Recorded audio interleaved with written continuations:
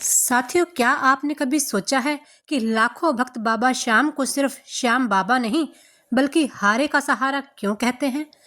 जब इंसान अपने हर रास्ते से हार जाता है, जब अपने भी साथ छोड़ जाते हैं, जब उम्मीद की आखिरी किरण भी दिखाई नहीं देती, तब भक्त कहते हैं, हारे का सहारा बाबा श्याम हमारा। लेकिन आखिर बाबा श्याम को हारे हुए लोगों का सहारा क्यों कहा गया है? इसके पीछे जुड़ी है महाभारत काल की एक ऐसी कथा जिसमें एक योद्धा ने भगवान श्री कृष्ण से ऐसा वचन लिया जिसे आज भी बाबा श्याम के भक्त याद करते हैं। तो आखिर कौन थे बाबा श्याम और उन्होंने ऐसा कौन सा वचन दिया था? आइए जानते हैं पूरी कथा। धार्मिक परंपरा के अनुसार खाटू श्याम जी को महाभारत के महान योद्धा बर्बरीक का स्वरूप माना जाता था। बर्बरीक भीम के पुत्र घटोत्कच और उनकी पत्नी मोरवी के पुत्र बताए जाते हैं। बचपन से ही बर्बरीक बहुत वीर और शक्तिशाली थे। उन्होंने कठोर साधना करके भगवान शिव से दिव्य शक्तियां प्राप्त की। उन्होंने 3 ऐसे दिव्य बाण प्राप्त हुए जिन्हें 3 बाण कहा जाता है। मान्यता के अनुसार इन 3 बाणों की शक्ति इतनी अद्भुत थी कि बर्बरीक अकेले ही पूरी सेना का विनाश कर सकते थे। जब महाभारत का युद्ध होने वाला था तब बर्बरीक ने भी युद्ध में शामिल होने के लिए तैयारी की, लेकिन उन्होंने एक बहुत ही खास प्रतिज्ञा ली थी। उन्होंने कहा, मैं हमेशा उस पक्ष की ओर से लड़ूंगा जो युद्ध में कमजोर होगा, यानी जो हार रहा होगा बर्बरीक उसका साथ देंगे। सुनने में तो यह बात बहुत अच्छी लगती है, लेकिन सोचिए, अगर बर्बरीक हार रहे पक्ष का साथ देते और वह पक्ष मजबूत हो जाता तो बर्बरीक अपनी प्रतिज्ञा के अनुसार दूसरे पक्ष का कमजोर को साथ देने लगते। इस तरह युद्ध का संतुलन बार बार बदल सकता था। तो फिर श्री कृष्ण ने क्या किया? जब श्री कृष्ण को बर्बरीक की शक्ति और उनकी प्रतिज्ञा का पता चला तो वे समझ गए कि अगर बर्बरीक युद्ध में उतर गए तो महाभारत का पूरा परिणाम बदल सकता है।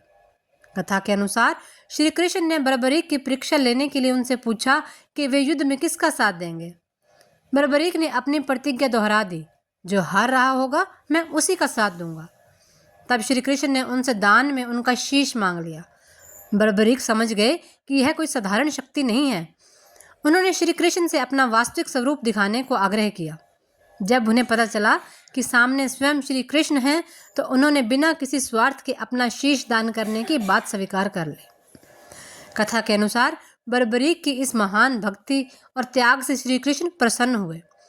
उन्होंने बर्बरीक को वरदान दिया कि वे कलयुग में श्याम नाम से पूजे जाएंगे और जो भी भक्त सच्चे मन से उनका स्मरण करेगा, बाबा श्याम उसके दुखों में उसका सहारा बनेंगे। इसलिए भक्तों के बीच यह भावना बहुत गहरी है, हारे का सहारा बाबा श्याम हमारा। अब हारे का सहारा का असली अर्थ क्या है? लेकिन यहाँ हारा हुआ सिर्फ युद्ध में हारने वाला इंसान नहीं, कभी कभी इंसान जिंदगी में हार जाता है। किसी को नौकरी की चिंता होती है, किसी को परिवार की चिंता होती है, तो किसी को अपने भविष्य की चिंता होती है। और कभी कभी इंसान बाहर से बिल्कुल ठीक दिखाई देता है, लेकिन अंदर से पूरी तरह टूट चुका होता है। ऐसे में जब इंसान कहता है कि अब मेरा कोई सहारा नहीं, तभी वह बाबा श्याम को याद करता है। यही कारण है कि बाबा श्याम के भक्त उन्हें प्रेम से कहते हैं, हारे का सहारा बाबा श्याम हमारा। बाबा श्याम की कथा हमें सिर्फ चमत्कार की उम्मीद करना नहीं सिखाती, यह हमें भरोसा, त्याग, समर्पण और विश्वास का संदेश भी देती है।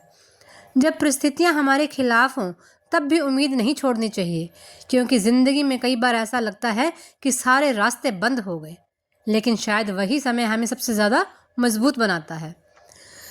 इसलिए अगर आज भी आप ज़िंदगी किसी परेशानी से गुजर रहे हैं, अगर आपको लगता है कि कोई आपकी बात नहीं समझ रहा, अगर आपको लग रहा है कि आप बिल्कुल अकेले हैं, तो एक बार सच्चे मन से बाबा श्याम को याद कीजिए, क्योंकि भक्तों की आस्था कहती है, जिसका कोई नहीं उसका श्याम है।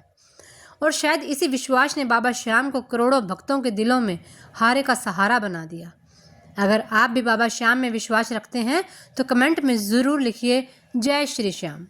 और इस वीडियो को उस हर इंसान तक पहुंचाइए जिसे किसी सहारे की ज़रूरत है।